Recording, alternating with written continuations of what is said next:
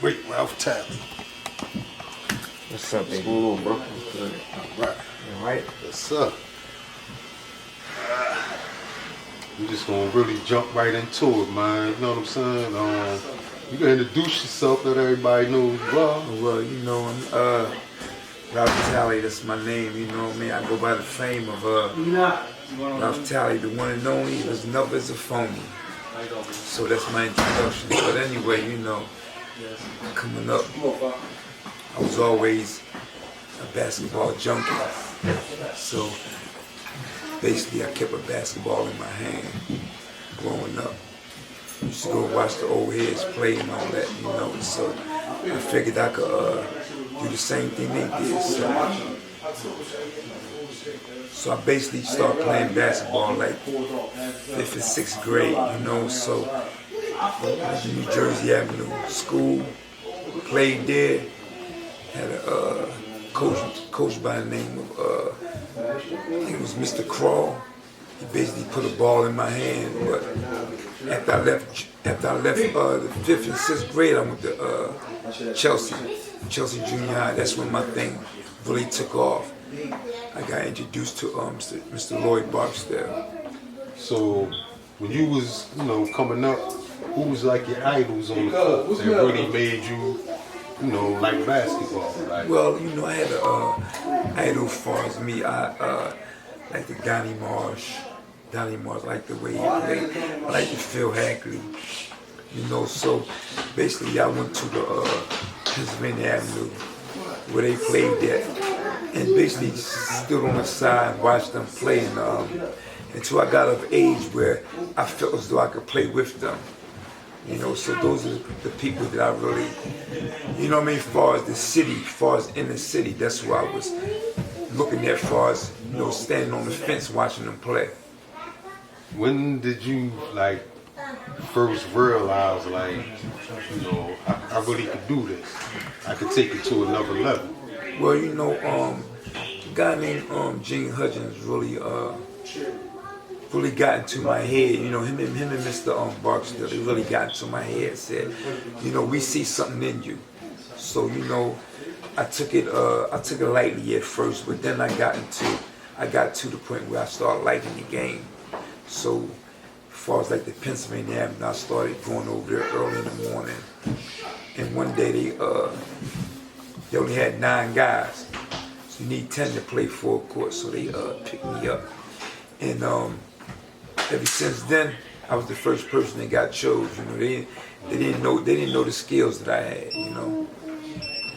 Now, you was a legend at Atlantic City High School, and that's where, you know, your legend really began to grow.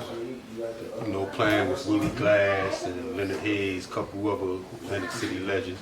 But who was your toughest competition back then when you played in high school? Well, in high school, to be truthfully, you know, my toughest competition was Leonard Hayes. You know, Leonard Hayes was my toughest competition. Leonard Hayes, Bush Warner, you know, and you know, Stephen Cottrell, you know, those type guys. But you know, it was competition, but you know, but then once I got rolling though, you know, I felt as though that I just took control, you know. But you know, we had some games where it was nick and tuck, you know what I mean. But you know, in our reality, I took over. You know, it was about me. So you know what I mean, they could tell you, I could tell you, you know what I mean, when it came down to it, I took over. Had You know, wait, hold it. Another guy that I had not problems, but I had a little competition with Phil Hackley. Phil Hackley. Yeah. From Atlantic City. Phil Hackley, yeah, that's my man. Okay. You guys used to play Cam, and they was like a rival. You know what I mean? When you was in high school, was those guys like hard competition, or? I mean, you know, in high school, you know, playing against Canwell, in high school we played in the weak division. We played in the schools we played against, I could beat them by myself. You know, so it really wasn't no competition. But then when we got when it came time for tournament time, we started playing Camden in schools that wasn't in our conference. So it came down to coaching. Okay. You know, it really didn't come down to the athletes. It came down to coaching. Every time we played Camden, in those big schools like that, we lost because of coaching. You know, we would be right in the game, but the coach would make bad decisions, you know? Because as far as I'm concerned, they had the wrong coaching when I was playing. You know, because as far as I'm concerned, I only played varsity like 1 or 2 years because the coach bumped heads.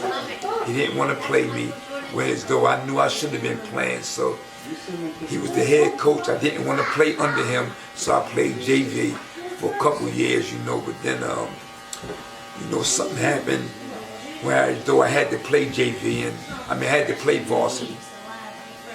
And I broke into his office. He had all these letters from these colleges for me, but he wasn't giving them to me because he had a like offers, like scholarship offer. Wow. You know, he wasn't giving them to me. He had one of his buddies coached at St. Peter's, so that's all he was giving me was letters from St. Peter's. So where was the other offers coming from? North Carolina, Duke, North Carolina State, you know, Kentucky, big name schools.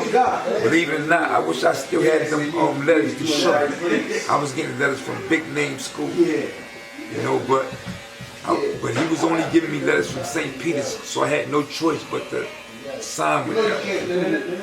But when it all came down to it, I left there. You know, I left St. Peter's because I wasn't fit for them. You know what I mean? We bumped heads.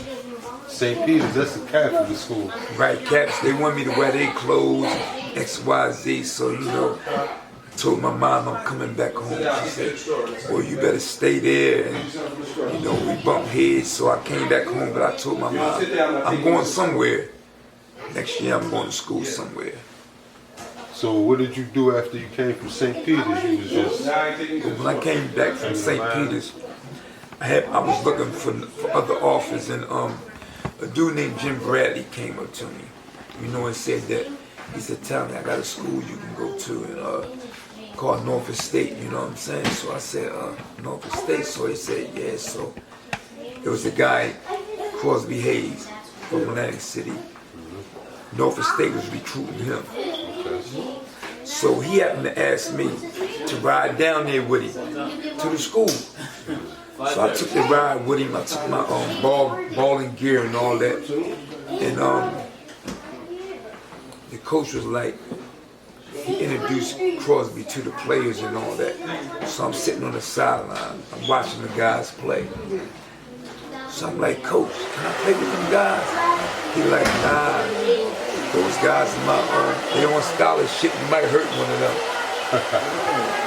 I said, Coach, I'm gonna hurt them, but not like that. So he let me play. I destroyed them. Coach, eventually Coach said, look, you're not going back home. Are you in school? I said, nah. He said, well, you are now. You're not going back home. We give you a full scholarship 4 years. So that's how I got to Norfolk State. So when you got to Norfolk State, that's how your legend grew, because obviously that's where you elevated to the next level. But when you was in Norfolk State, what was the experience like? Oh man, it took off then. You know, took off then in Norfolk State. You know, I was playing with I was playing the CIAA, you know, and after my freshman, you know, we had a guy that was on the team. He was a senior, and I asked the coach. He was a point guard, and I asked the coach. I said, Coach, you play by classification? He said, what do you mean by that, Tal? I said, like, since he's a senior and I'm a freshman, do that mean he got to play before me? I said, because I never set the bench before. I'm not used to that. Right. So he said, nah, Tal, y'all gonna battle it out on the court. I said, that's all I want. It's a fair shot. So, as it came down to it, I started, he came off the bench. So, truth be told, I took his job. I took his job. So at Norfolk State, how did the NBA scouts start discovering you? How did you get on their radar? Oh well, when I was at Norfolk State as a freshman, I won MVP in the CIAA tournament, the first freshman in the history of the CIAA to ever win MVP. Yeah, that was me, the first freshman to ever do that. Okay. And there's no freshman that ever done that still to the day as a freshman to win MVP. And I was in a conference with Charles Oakley, so basically all the NBA scouts was coming to see Charles Oakley. But they left after coming to the games, watching him against me, they left talking about me. Because I put on the show, And then I knew the scouts was coming. So, when all the games I knew the scouts was coming, I knew to turn it up. So that's basically what I did, and that's how I got my foot in the door for them to see me. Shut it for a minute, bro. Let's go. How they came to see Charles Oakley. You ready? Well, they came to see Charles. They was coming to see Charles Oakley, and once I knew the scouts was coming to the building. Speak up, son. Once I knew the scouts was coming to the building, I was like, Speak up, son. once I knew the scouts was coming to the building, I said, you know what? They coming to see him, but they gonna leave talking about me. So I put on a show, so they had no choice but to talk about me. Sam Jones, Bernie Bickerstaff, those different coaches from different teams was coming to see me, and they was talking to me, They was letting me know they was in the building. So, they was letting me know they was in the building, so I had to turn it up. So when you left Virginia and you got drafted, where was you at the time when you know that you was drafted by the Lakers? Well, I was still in Norfolk State. I got the call, that I was being drafted. So me and Sonny Lee, peace be upon him, rest in peace, Sonny. That was my man, that was my mentor. Took me everywhere.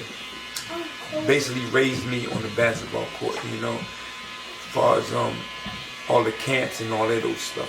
So me and him got in touch and flew out Los Angeles together. We flew out LA together, and I went to the camp. Sonny came out there to the games, to the preseason games. Sonny was there, so it was a great experience, Willie Glass also got drafted at the same time as you, right? Right. Willie got drafted by the Lakers the same time as I did. Wow. That's a heck of an accomplishment coming from two kids from Atlantic City, man. Yeah, it is a heck of an accomplishment, and we both had, I had different struggles than he did, what I'm saying? We raised different, brought up in different, brought up in different cultures, but it was all good though. Yeah. You played with Magic Johnson, you played with Michael Jordan. What was it like playing with these guys, man? They Hall of Famers, legends. Well, basically me playing with Magic Johnson, with the Lakers at the time, everybody on their team had guaranteed contracts. So really, basically, they shouldn't even have drafted me. Oh, okay. Because everybody on their team had guaranteed contracts, so it was a waste of time drafting me. Everybody had guaranteed contracts on the team, but I had a great experience. Playing with Magic, Byron Scott, Michael Cooper, James Worthy, me and Kareem Abdul-Jabbar was roommates on the road for some preseason games. But I did leave my mark there. It wasn't like I was just there. Right. They know I was there. Right. If they would have had a spot, You would have made it. I would have definitely been there. So when you was released from the Lakers, you got picked up by Chicago Bulls. Got picked up by the Chicago Bulls. And at that time, when I got picked up by the Bulls, Doug Collins was the coach. And Doug Collins and Michael Jordan was going through a thing. They definitely was. They was going through a thing when Doug Collins was trying to change Michael Jordan's game. So they was at odds. But then, you know, during the preseason and the practices, I got in eyes with Doug Collins because it was a guy on the team named Sam Vincent. You know, he was a veteran compared to me being a rookie. So we was doing practice, you know. He did something to me foul, you know, bust my face all open. You know, I looked at Doug Collins, he said, "You're supposed to take that because you're a rookie." Whoa. Me coming from the projects, which is VAC, I told him, "You got me fucked up.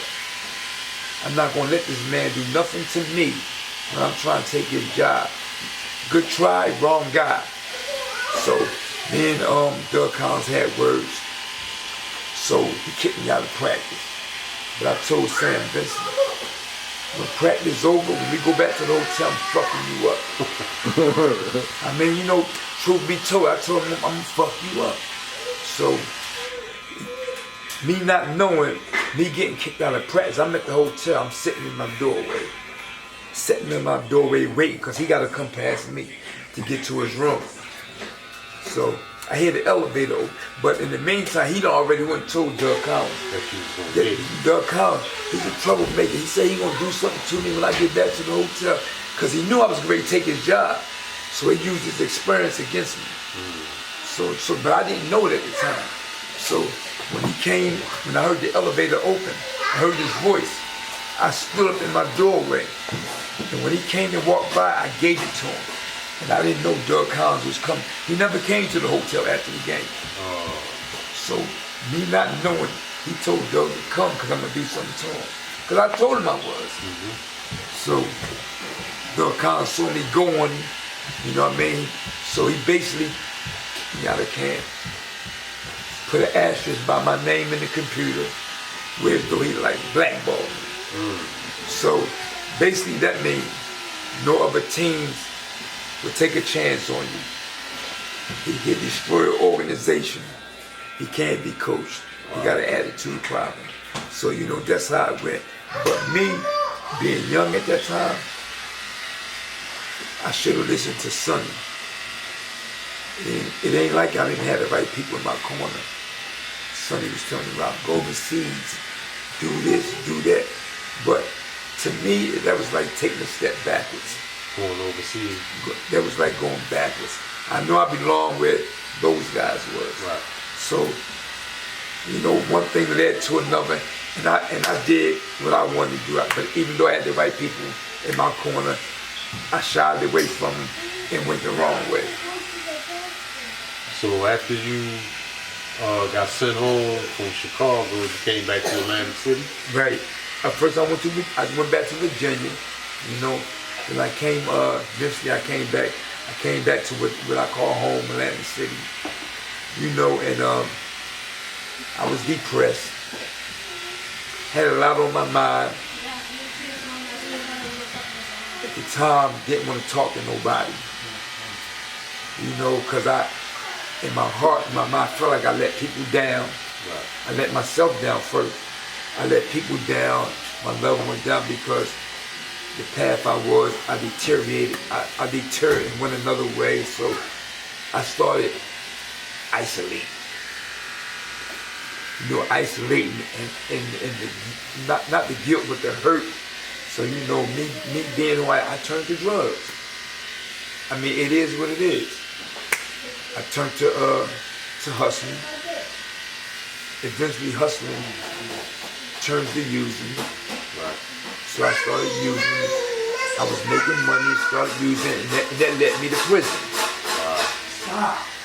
That led me to prison, you know. So that's the steps that I took, you know. So when you got yourself out of prison, you never tried to focus on basketball anymore in no way, shape, or form?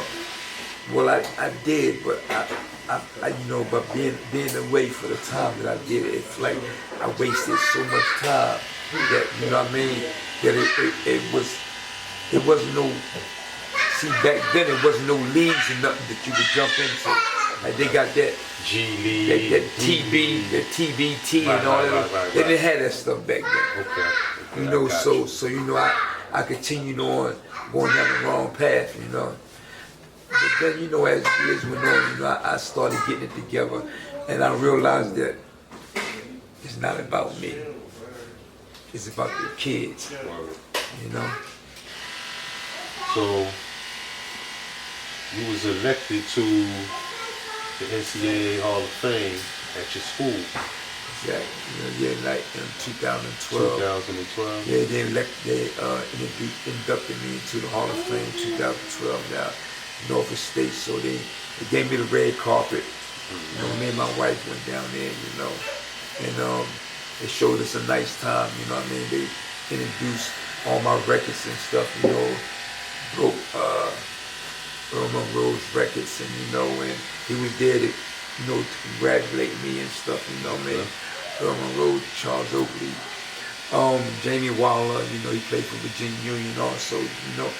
It was a nice time, you know. You know, and the records that I broke, the records that I own, they still stand. Till today. Till the day. I mean, the records that I own. 40 years later. The records that I own at Norfolk State, they'll never be broken. Wow. So, you have any basketball camps or anything? Like, you know? Well, you know, truthfully, be told, I do basketball camp down in Margate, right? Okay. But I try to do a basketball camp here in Atlantic City. You know, I went through the proper channels, through the mayor and all that, right? And at that time, the mayor was Frank Gilliam. That's what I was going to ask. The mayor was Frank Gilliam. So I went through him, had all the proper paperwork and all that at Westside Complex. So the day of the camp, I go there, got all my basketballs, got my trophies for the kids, and all that. They don't open the gym for me. Oh, wow. At Westside Complex. The janitor's like, we don't know nothing about this. I showed them the paperwork, but they said they don't got it. So I don't know what happened on their end. Kids was crying and stuff, so I said, you know what? It's nice out. We're going to go outside and do the camp. Right. So we went out right on the basketball court outside. We done the basketball camp, and everything was lovely. But ever since then, I said, Atlantic City's not feeling me. Right. So I said, I'd rather deal down there at Margate. They don't give me no problem. They want to learn, the kids want to learn from me. Right. So that's what I do. Okay. I mean, everybody, why don't you come to Atlantic City? I've tried. Atlantic City is a circle. Yeah. You gotta know somebody. I'm not in that circle. Right. So I wash my hands with that, you know. I mean, you know, you got the mayor of Atlantic City, you know, which is Marty Smarts right now. And I mean, if you're gonna give the key to anybody in Atlantic City as far as athletics and sports, that's what we're talking about. Sports. Athletics. Why can't I get it? Why can't you? Exactly. And I'm talking about Atlantic City High School, the Hall of Fame of Atlantic City High School. I got inducted to the Hall of Fame in college. Why can't I get inducted to the Hall of Fame in high school, Atlantic City High School? You should have been in there first. See, it's a circle. I'm not involved in that circle, so I'm kicked to the curb. You know, and that's crazy. You know what I mean? It is. I basically on the basketball court raised the mayor, but I'm not in his circle. So you know. Wow. You know, but I don't hold no grudges. It is what it is. But any true ball players know what's happening. Yeah, of course. I mean, you're a legend in the city. You know, You gotta see what we can do about getting you up in that Hall to of the Fame. people that's in control, I'm nobody. You know, I mean, It's not ain't right. nobody in college they went to college, done what I done in college. No. Nobody can stand up to the stats that I had in college from Atlantic City.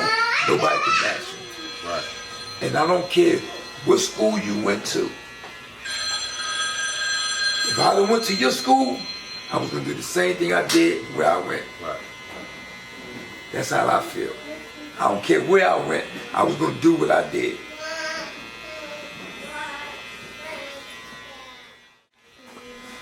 With today's generation and basketball, how do you feel about it, and what do they need to do to improve their game, their attitude, and their life actually on the court? Well, first of all, you know, me coming from the streets and playing ball, can't nobody tell you better than me. I've been on both sides of the fence. It is me. I've been to prison several times. So I'm not telling you nothing that I read, that somebody told me. I'm telling you what I experienced. These kids today, they have the wrong people in charge. First of all, when I had a job for the city, I was in recreation at Westside Complex. And I had the kids around my hand as far as basketball. I could tell you for 4 or 5 hours in the evening, I had the kids in the gym doing the right thing. But you have so many hating people towards me that don't want to give me the opportunity to teach these kids. Can't nobody teach them better than me. Right. I done been on both sides of the fence. When I had the kids at Westside, they was not on the streets. That's a fact. They was not hanging in the streets. When they took my job from Westside, you know what the kids did? They went to Popeyes, they went to the Renaissance, and they started hanging out. And I used to say them, Mr. Talley, when you coming back to Westside, when they gonna give you a job back? I said, they're not gonna give me my job back. Well, I ain't going back there, I ain't going back there. You know, because there was really nobody to teach the kids the way that I taught them. Nobody can get the grasp of them the way that I got them. So you know that this generation is gonna be like that until we get the right people in charge. They're gonna let the right people teach these kids. If they let the right people teach these kids, they would not be in the streets like this. Right about that. What advice would you give the kids that have great talent but average grades in school? Well, first of all, you know, you gotta sit these kids down and let them know, if you want to be an athlete and you want to excel in college, school is first. As far as athleticism, that's good, but if you don't participate in your classwork, the athleticism will not even be seen. Now, being a great ball player back in the day, teaching of the kids, you have to go to school first. Without your grades, you will not get nowhere. You know, there's a lot of talent in Atlantic City. But the people that's in charge, they just going on their talent. They're not telling these kids that you have to get your grades first. They thinking about they self-accomplishments. They want to have a winning record instead of worrying about these kids going to college. These kids cannot go to college without the grades. So if the kids don't have the grades, don't let them play. Don't let them play because they got athletic ability. If you do the right thing, make them get the grades first, then let them play, you'll be successful. The rate of athleticism will rise if you teach them the right way. You can't use these kids for their athleticism, for your fame. You can't do that because you're hurting the kids. You know? That's exactly what's going on nowadays. A lot of these AAU teams and, you know, stuff like that. Yeah, they're using the kids, man, for their enjoyment and for their accomplishment. The kid scoring this, the kid scoring that. But then when it comes time for the kid to go to school, he's an F student. Come on, if the kid is an F student and he loves basketball, Make him be a B student. Don't let him play until he accomplishes being a B student. That's what you gotta do to these kids, you know what I mean? Because now all these kids it's terrible on Atlantic Avenue. All they doing is hanging out. I mean, you got a lot of talent on Atlantic Avenue that I see. I'm like, youngin', why you ain't, man, they ain't let you come back, man. Fuck no, man, you know what I mean? I'm like, wow. You know, because I had a grasp on them. Now, without the guidance, they just, wow. Yeah. Atlantic City got a lot of talent, man. But, you know, they're in the hands of the wrong people. Would you try to start your own organization or something like that if you had the right backing? I mean, if I had the right backing, I would, but, you know, basically you gotta go through the city to get something going. Yeah, I got you. And like I told you, Yeah, I'm not in sweeping that under the circle. rug, yeah. I'm not in that circle, you know. Wow. You know what I mean? So that's how they go with the city, you know. I ain't mad. I'm not mad at the mayor. I'm not mad at the city. I just had to move on, you know. They love me down in Margate. So I don't got no problem with dealing with them, you know. Gotta go where you love that. You gotta go where I'm welcome,